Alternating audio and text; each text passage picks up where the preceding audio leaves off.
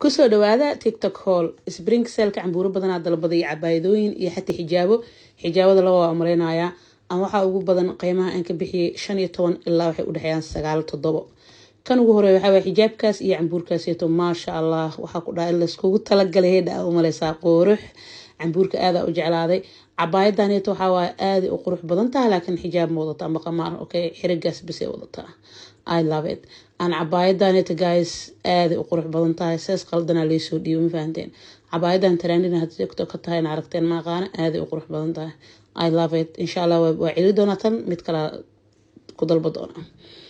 aan cambuurkan uu qurux badan yahay gacmuhu laakiin qafiifka ah ma fahanteen hoos laakiin wuxuu ka wataa cambuur kale amba maro